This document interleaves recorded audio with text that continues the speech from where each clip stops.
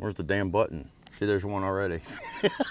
All right, get into character. This is Kilo Oscar 4 Echo Delta Delta coming at you live from Waleska, Georgia. Anybody got their ears on? Yeah, come on over. JJ, we don't use CB radio language on ham radio.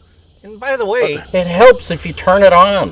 I was just practicing for the big show.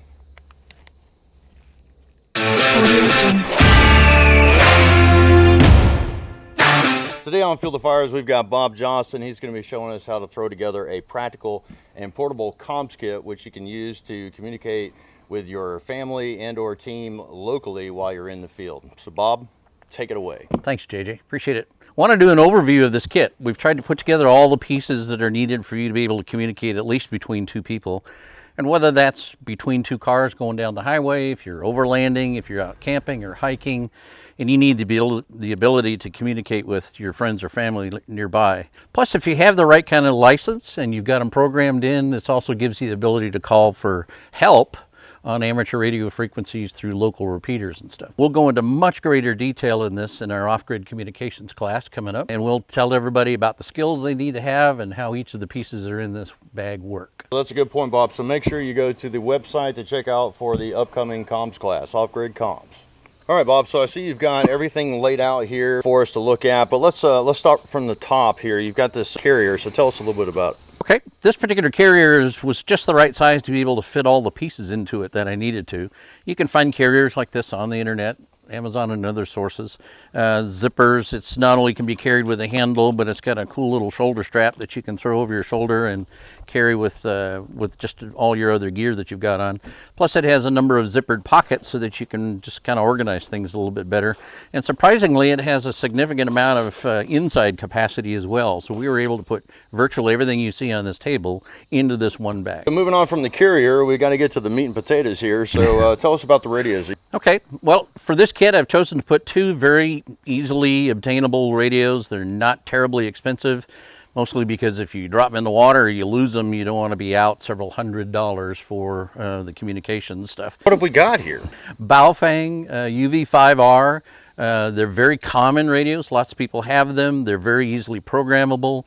They come with a rubber duck antenna, as you see here, but that one's not very effective. So what we've added is some different kinds of gain antennas, which make it a little easier for you to get out and be able to receive signals.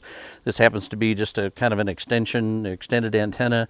This is a foldable tape measure type of antenna that you can reduce the size of the antenna while you've got it on you, or you can take this little latch off and it'll extend out. The radio also comes with things like earpieces so that you can kind of make your conversations a little more private, although you shouldn't expect privacy on a radio. It can be super cool and do the whole FBI thing. Sure. It looks cool. Usually they come with little shorties, but you can order them with the longer battery, 3,800 milliamp hour batteries to go with them.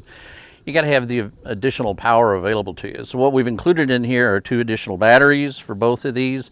This is what they call a battery eliminator. It allows you to put AA size batteries in here and be able to power the radio itself. And then this attaches to the back of the radio and you can plug it into a cigarette lighter in your car. So there's lots of power options here. They'll last a long time by themselves, depending on how much you're talking, but this gives you longer life of the radio for whatever your purpose is for your communications. All right, so I told you a little bit earlier about the longer length antennas. These are aftermarket accessories, which, by the way, for these particular radios and a lot of the others that are on the market, there's lots of aftermarket accessories. They're not terribly expensive. So here's another one of these longer antennas. But if you get into a situation where you just can't get out and you're not able to receive or talk to the people that you need to, what's included in this kit is what's called a J-pole or a Slim Jim type antenna. This antenna comes with about 25 feet of cable, and then when you roll it out and hoist it up into a tree, it gets your antenna higher and it has a little bit more gain to the antenna so that you're able to get out farther and hear better. This is an adapter that screws onto the end of this connector, which goes directly into your radio. Now, in order to get that antenna up as high as you can in the trees, what I've got included in this kit is 100 feet of Dacron rope. And you can tie this heavy leather. This is a 14-ounce bag that's filled with shot. So it's pretty heavy, and you can tie this onto the end of the line, throw it up over a tree branch, and then attach the other end of this to the end of the antenna and just hoist it up. But wait, there's more. Other things that are included in this bag just to help you out, because you never know what kind of situation you're going to be in where you've got to pull these radios out and get them to working. What I've included in here is a headlamp, an extra set of batteries for the headlamp. Here's a regular kind of flashlight to help you shoot up into the trees so you know what you're going to throw over the top. That would be helpful. Yes, it would. This is a set of binoculars. So if you need to cover distance, or you're looking for the right kind of tree, or you're trying to spot where the rest of your group is, this is a set of binoculars.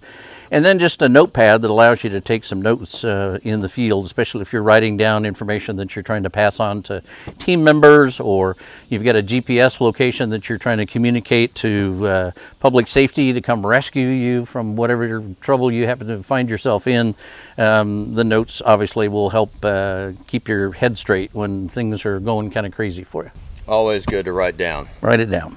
Appreciate you going over that kit with us, Bob. You and I had just talked about this earlier about putting a kit together. Today is just a very quick overview of what's in the kit. Come to the class, we'll talk about the details of how these radios work, why they work, what are the options that you've got.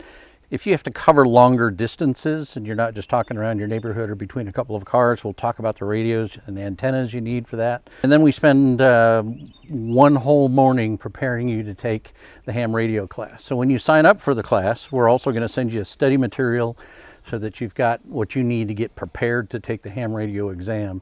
The method that we use is called a ham cram, where you study on your own, you practice taking the tests. You come the morning of the test and we run through all the questions. Volunteer examiners come in to do the testing. And you'll know before the end of the day whether you got your license or not. Yes, you will. Awesome.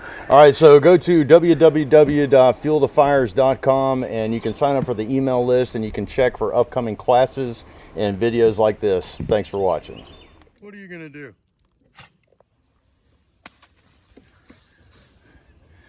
First, I'll take. Now you got to talk. One more time. So today on Fuel the Fires, we're going to be...